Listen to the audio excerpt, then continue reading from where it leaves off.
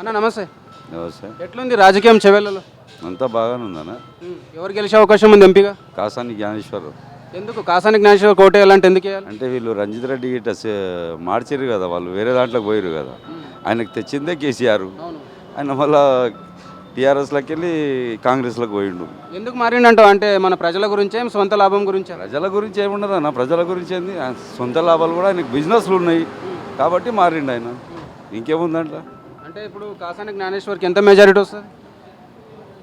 Kasani జ్ఞానేశ్వర్కు maximum 2 లక్షల majority రావాలా. అంటే ఇప్పుడు కాంగ్రెస్ నుంచి రంజిరెడ్డి వస్తుండు. రంజిత్ రెడ్డికి వేయర్లే అన్న, ఇంకా కాంగ్రెస్ వాళ్ళు వేస్తున్నాయి కానీ టీఆర్ఎస్ వాళ్ళు అయితే వేయరు. లీడర్లు మారినారు కాకుంటే కార్యకర్తలు మారలే. కొండ విశ్వేశ్వరరెడ్డి కూడా మీరు బీజేపీ అంటున్నారు కాబట్టి కొండ విశ్వేశ్వరరెడ్డి కూడా టీఆర్ఎస్ నుంచి వచ్చి మళ్ళీ ఆయన కూడా బీజేపీలోకి పోయిండు. ఆయనను కూడా ఎవరంతా ఆదరించడం లేదులే. అంటే ఇప్పుడు కాంగ్రెస్ గవర్నమెంట్ 4 నెలలు అయింది కదా, మీకు ఎలా అనిపించింది? కాంగ్రెస్ గవర్నమెంట్ ఏమైంది, దొంగ మోసం చేసి వచ్చినారు వాళ్ళంతా. ఏమి ఇచ్చినారు? మీరు అమలు చేసినామంటారు కదా. ఎవరికి ఇచ్చినారు, ఎవరికి చేసినారు? మీకేమన్నా వచ్చినాయా? మీరు కూడా పేదోళ్ళే కదా, మీకేమన్నా వచ్చిందా? గ్యాస్ సిలిండర్ వచ్చిందా? కరెంటు బిల్లు మాఫ్ అయిందా? ఏమైంది? కరెంటు బిల్లు వచ్చినా 1 నెల వస్తుంది, ఇప్పుడు ఎండాకాలం మళ్ళీ 3 వేలు వస్తుంది. ఇంకేమో కరెంట్ ఎట్లా ఉంటుంది? ఒడ్లు ఎంత నాశనం అయిపోతున్నాయి, మొత్తం నీళ్లు లేవు. ఖాళీ కాళేశ్వరం డ్యామ్ అని ఏదో జనాలకు మోసం చేసి ఉన్న నీళ్లు కూడా మొత్తం పాడు చేసారు కదా. వర్షాకాలం కూడా లేదు. రాజకీయ నాయకులు ఉంటే కూడా దేశం మీద మంచిగా ఉండాలి, వాతావరణం కూడా మంచిగా ఉంటుంది. వాళ్ళ నియతిని బట్టి వాతావరణం ఉంది. కరెంట్ ఎట్లా ఉంటుంది ఊర్లో? కరెంట్ ఏంది 3 గంటలు పోతుంది. ఊర్లో కాదు, హైదరాబాద్లో కూడా పోతుంది. సుక్కలు చూస్తున్నారు జనాలు, సుక్కలు.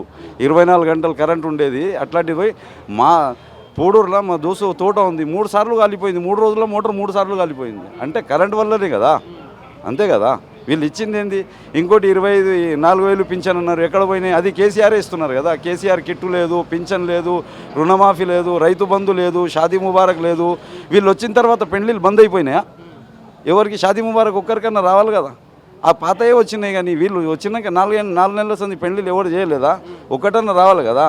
ఇంకోటి ఆరోగ్యశ్రీ 10 లక్షలు అన్నారు, ఒక్కరికన్నా చూపించారా? ఎక్కడన్నా 10 లక్షలు పెట్టి చూపించుకున్నాడు ఉన్నాడా? ఎవరు లేరు. ఇవన్నీ అబద్ధాలు. ఇవి చెప్పినారు, వచ్చినారు, ఇప్పుడు రారు, ఇంకా అయిపోయింది.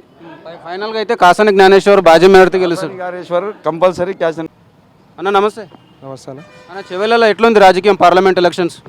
మా దగ్గర అయితే ఇప్పుడు కాంగ్రెస్ మొన్నటి వరకు వచ్చింది కదా, ఇప్పుడు కాంగ్రెస్ పరిపాలన బాగాలేదు కాబట్టి కాసాని జ్ఞానేశ్వర్ వస్తాడు.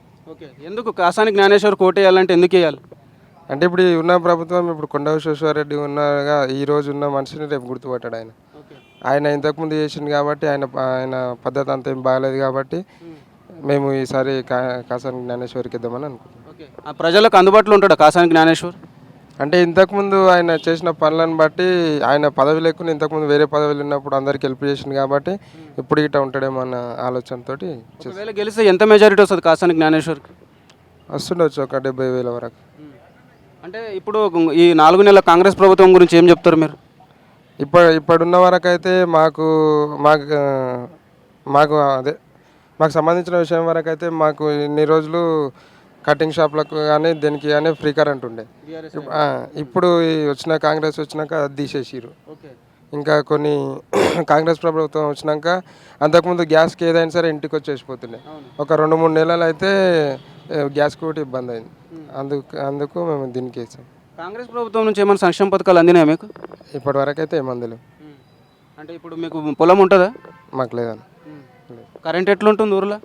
కరెంటు అంతకుముందుకు ఇప్పటికీ చేంజ్ ఉంది. ఎట్లయినా అంతకుముందు పోకుండే, ఇప్పుడు 2-3 గంటలకు ఒక 10-15 నిమిషాలు పోతుంది, నైట్లో పోతుంది.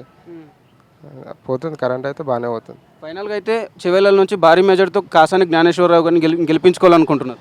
ఈసారి అయితే వస్తాడు. ఇంతకుముందు కాంగ్రెస్ మెజారిటీ ఉండే, ఈసారి కాంగ్రెస్ రాదు, అదే బీఆర్ఎస్ వస్తుంది. అంటే ఇప్పుడు రంజిత్ రెడ్డి బీఆర్ఎస్ నుంచి ఎంపీ ఉన్నాడు, మళ్ళీ ఇప్పుడు కాంగ్రెస్ నుంచి పోటీ చేస్తుండు.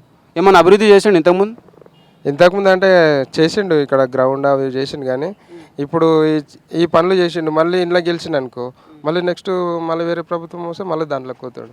అట్లా వేసిన మనిషికి వేసే బదులు కొత్త మనిషిని ఎన్నుకుంటే ఇంకా తెలుస్తుంది కదా ఎవరేం చేస్తారు. అట్లా కొండ విశ్వేశ్వరరెడ్డి బీజేపీ నుంచి పోటీ చేస్తుండు, ఎలా అనిపిస్తుంది మరి ఆయన పరిస్థితి? ఆయనది ముందు చూసినాం కానీ అంతకుముందు ఏం చేయలేడు ఆయన. అందుకే ఈసారి ఇప్పుడు ఆయన ఫస్ట్